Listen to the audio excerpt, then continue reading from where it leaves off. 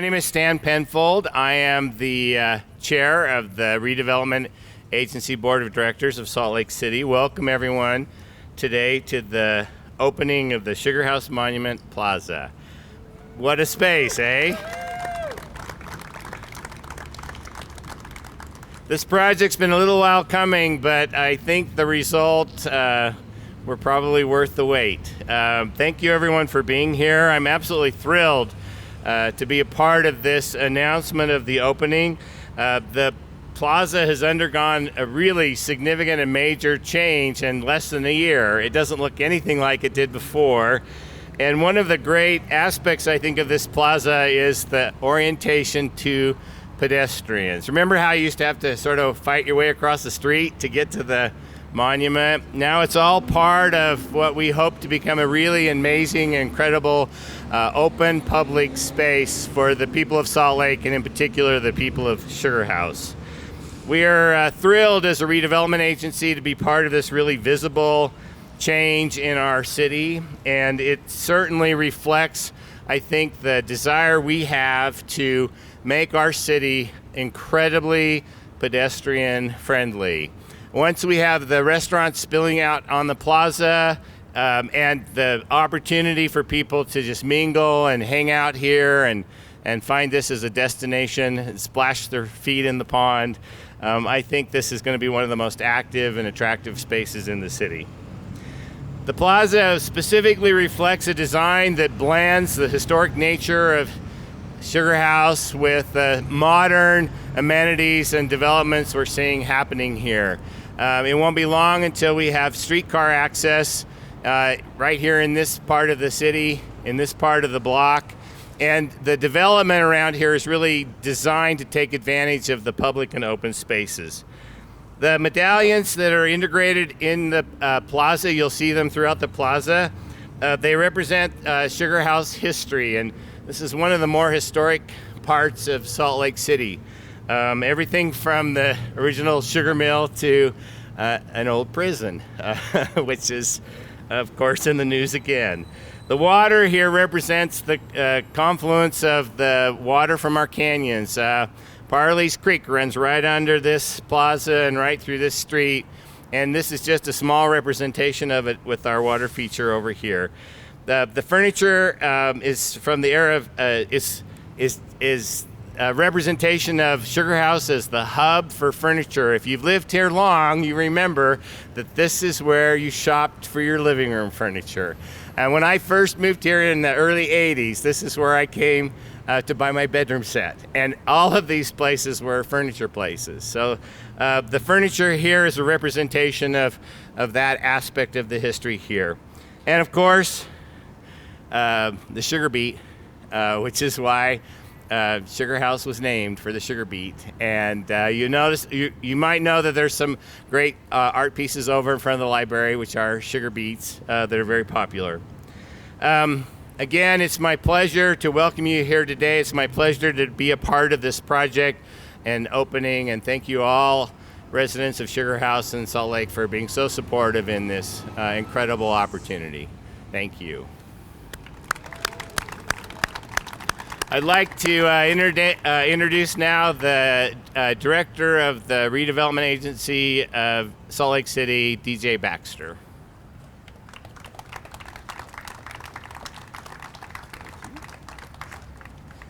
Good morning, and thank you for being here. We're very excited by the opening of this project. As the redevelopment director of Salt Lake City, I really have the honor of working for a mayor and city council who are just incredibly passionate about realizing the potential for making our city even more beautiful. I also have the daily joy of working with an extraordinary team of people on our staff at the RDA who care deeply about this community and work very hard every day to navigate complicated development projects and work hand in hand with our local development community and all of our community partners to build a beautiful city. One of the things we realize is that building a beautiful city doesn't do any good if it doesn't attract, support, and nurture people. Building a great American city is really about building great people places. Less about bricks and mortar sometimes, and more about fostering a sense of community, belonging, and civic pride. This plaza was developed and designed with an enormous amount of community input, and our greatest hope is that the community will view it as the outdoor living room that they've always wanted. In response to the community input we received, this $2.5 million plaza includes a number of great features. Of course, nearly an acre of new open public space, reactivation of this beautiful historic monument and the water feature in it, installation of a new interactive water feature, which, as Councilman Penfold mentioned, is a nod to the site's history as a waterway, ample outdoor dining, and beautiful exhibits of public art. The paseo, or walkway over here, connects to the south part of the historic granite block and connects that to the plaza, increasing walkability and enhancing the pedestrian experience, which fulfills the transportation plans of the Sugar House Business District. No project like this, of course, is ever completed just by one person or even one group of people. It always requires a strong interdisciplinary team working very hard toward the same goals. One of the things Mayor Becker has done with great skill really is to align all of the city's resources behind the goal of building a great city. And this has enabled us to assemble teams of very passionate professionals within the city ranks in every department to execute projects like this. On this project, I just want to take a few minutes to acknowledge some of those people and departments. Relocating the Jordan-Salt Lake Canal to run underneath the paseo was a really important part of this construction process, and we couldn't have done that, of course, without the support and expertise of the Salt Lake City Public Utilities Department, they conducted that project with caution and precision because we had buildings on both sides. The Salt Lake City Transportation Division really oversaw the successful closure of the street that used to run through this site, and the plaza was thoughtfully designed by the planning and design firm of CRSA, who used sustainable, long-lasting materials and took the plaza's landscape architecture to a new level. Salt Lake City's engineering division worked with us on this project as well to make sure that the highest quality construction materials and methods were used. And the city's public services department advised us a great deal on the design and now is doing an excellent job maintaining this plaza. They'll take care of it now that the construction is complete. I also want to extend a special thanks to Ed Butterfield, Ben Davis, Mike Kendall, and Chris Norlam, the key members of our team who made this amazing project happen.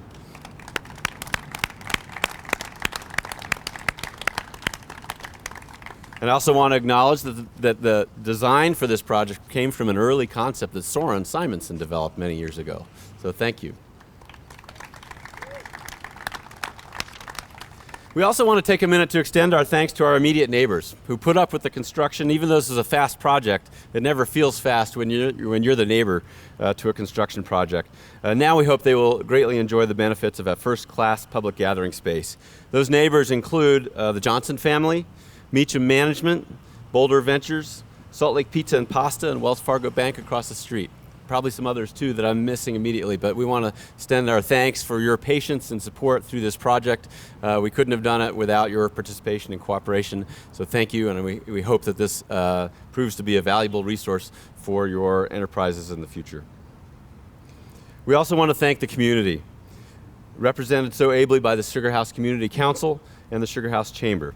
You've supported these efforts and provided valuable, sometimes very direct, feedback, which always enables us to complete a great project and better serve the community.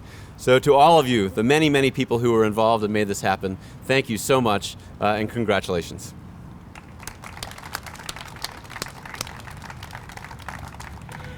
As DJ mentioned, I would like to acknowledge former council member Soren Simonson, who was a part of this original project and design, and also current council member for the Sugar House District 7, Lisa Adams, is with us today.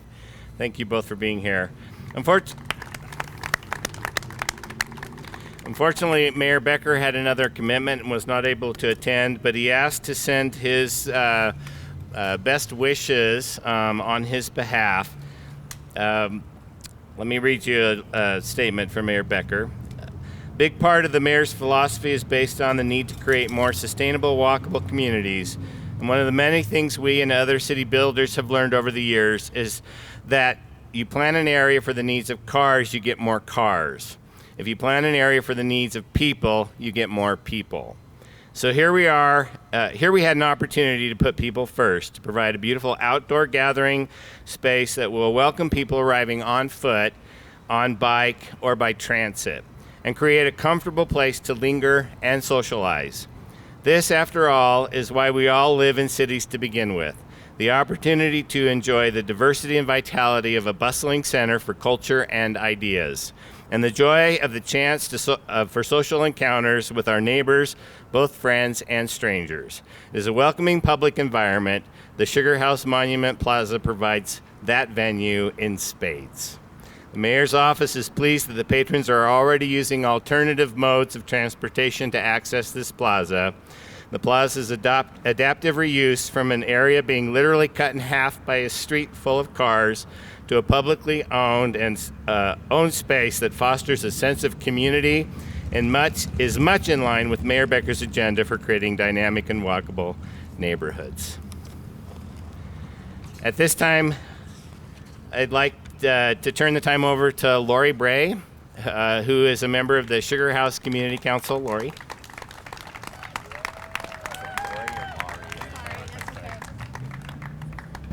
I think I'm shorter.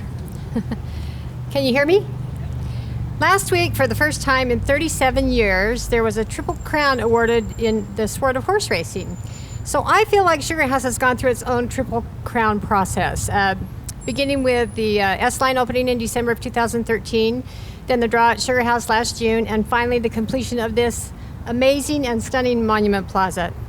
From 2006 to 2012, my photography studio was located right there at Rockwood Art Studios. Because it's such a central location, many people came in looking for all kinds of things in Sugar House. They often asked about the art, the activities in the parks, and after the Blue Boutique moved, they were looking for that too. I felt like a tour guide for a few years, and I loved it. I was amazed how many of them wanted to share a nostalgic memory about Sugar House with me. And I listened, and I noticed a pattern here. People want their connections with Sugar House remembered. There is no question that Sugar House can boast about some unique history. Only one other city so far has housed our state prison. It was once known as the furniture capital of the West. They used to put live turkeys right here on the Monument Plaza during turkey days in little pens. It's home to the magnificent Sugar House Park and Westminster, one of the best small colleges in the country. It has longtime traditions that draw people into the community year after year, like our 65-year-old Santa Shack tradition and our 4th of July Arts Festival and fireworks. Our area has gone through monumental changes since 2008. It's easy to forget the details of who, what, why, and where about our community without some sort of documentation. As a photographer, I have really treasured the historical photos taken of Sugar House. There are some terrific ones, some of which are on display behind you right now. Most of them were taken before the 1970s, however. Our committee had to dig pretty deep to find any taken between the 1970s and 2000. So a time capsule seemed, well, timely with the renovation of the plaza. But why preserve local history in an actual physical time capsule? Who does not like to open a present, especially one that's full of surprises? Yes, we have technology to record all sorts of data and photographs now, but think how wonderful it will be on April 23rd, 2054, in 39 years, and that's the 200th birthday of Sugar House, to unwrap all the packages of three-dimensional artifacts and actually hold some of the photographs in your hands and perhaps have a sip of the 39-year-old whiskey that's in that time capsule. Most time capsules contain newspapers and coins and declarations from public officials, but these items do not tell the whole story of an era.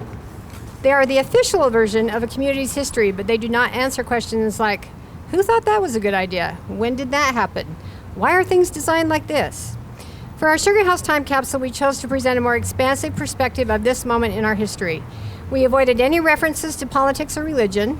People will be able to find all that information in the cloud in the future. Instead, we concentrated on showing what people are really thinking about every day. What and where to eat, where we go to play and work, and what is significant to our lives. We gathered hours of video and written stories from business owners and residents. We included dozens of printed and hundreds of digital photos illustrating our community jewels and activities.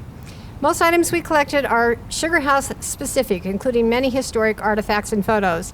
And you can, by the way, walk up to this board and see some photos of some of the things that are inside of the time capsule. Each of the items represents one of 8 categories or aspects of life in Sugar House. transportation, industry, public institutions, commerce, retail and business, parks and open space, arts, water, and civic organizations and neighborhoods. One of the fun things we did at the very last minute was I had people send me pictures of their family sitting on their porches, and I have, I think, about 10 of them, and those are in there so that we know who lived in Sugar House and where they lived. Some of these materials are original works. By including them, we hope to spark the curiosity of future historians and social anthropologists. With luck, they will want to learn more and visit the libraries, historical archives, and museums to learn more about the real Sugar House. We hope they will be impressed and proud of what we have accomplished, and that they will be satisfied that we were men and women of vision. And like our predecessors, we did our very best for Sugar House. So on a personal note, I cannot pass up this opportunity to acknowledge my predecessor on the plaza today, my dad, Ed Craig. He instilled the love of photography in me, taught me the importance of documenting history, and to always strive for excellence. Thanks, Dad. I also want to thank the RDA. Without them, we could not have brought this time capsule to fruition, and Ed Butterfield in particular. Tim Maines, who helped us dig the hole last night, and Dino Ferrano, who's moving more now than the Santa Shack. And my committee members, Russ Pack, Milo Flores, Toffer Horman, and Lynn, and I have to add her husband Neil Olson, who really were the worker bees on this project. When the Pioneer Monument was dedicated in 1934, that's this monument, Governor Henry Blood praised the community leaders who had done so much for the development of Sugar House and the surrounding areas. The fruition of many hopes, he said, had resulted because of the efforts of men of vision. On June 12, 2015, this resilient community once again will celebrate the continued success of the Sugar Hood. And now Summer Shumway from the Sugar House Chamber. Summer?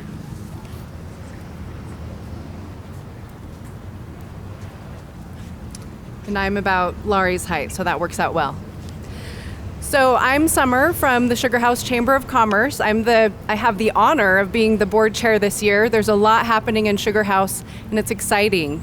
This plaza is a wonderful demonstration of the uniqueness of Sugar House, and what I love about this plaza is it's capturing what's modern with the historic, and I feel like that is something that permeates Sugar House and something that I love about Sugar House. It's so unique, and it's growing, and it's becoming the exciting place to be. And on that note, I'm also very excited today that we're going to be opening this plaza officially to everyone, but that we now finally have a Sugar House map. I picked these up last night. This was a scramble. We're excited. But I would like to thank Local First for partnering with us on this. And I would like to thank Erica, wherever she is, for helping me load 9 boxes of these in my car yesterday. But this is a photo by Lori Bray of the monument, and I love that it's on the front of the map because I feel like it's a symbolic time, and this is a symbolic place, and now it's captured on this map. With this map, I also would like to thank, we had a lot of footwork that went into this. I would like to thank Emily Potts from Sugar House Coffee. I would like to thank Laurie Bray, who most of the photos in here are from her. There's been a lot of footwork there. And then I also would like to thank my marketing chair, Scott, who's not here right now, but he put together a lot of the footwork for this as well. It was a lot of work, and we're excited. It turned out beautifully. So these maps will be in the little obelisks that are on each end of the plaza, and we'll just keep those filled. And then there is a QR code on those that will go to our site. We'll be updating that with a specific QR code that goes to a specific page, and we'll be utilizing more, I don't want to divulge too much of what we want to do because I'm excited, but I don't, yeah. So we'll be doing some fun digital things with the map, interactive items, and maybe some geocaching. So look forward to that. That will be coming soon. And then last of all, I would like to mention the event that we will be having tonight. Tonight we will be at 5:30 bearing the time capsule. We'll be having a band, we'll be having buskers, face painter, a fortune teller. So please join us tonight. We'll be having a lot of fun here on the plaza, but it is also the Sugar House Art Walk. So come join us, listen to music, and then go out to all the locations of the Art Walk. If you're wanting to know the locations that are participating in that, you can go to the Art Walks page, and I believe that is Sugar House Art Walk. If you just Google that, it'll take you to the page and it lists all the participants. Correct, Laurie? Or ask Laurie. So thank you so much. And so without further ado, the moment we've all been waiting for, let's make this official. If I can have everyone involved come up here, and we are going to cut the ribbon.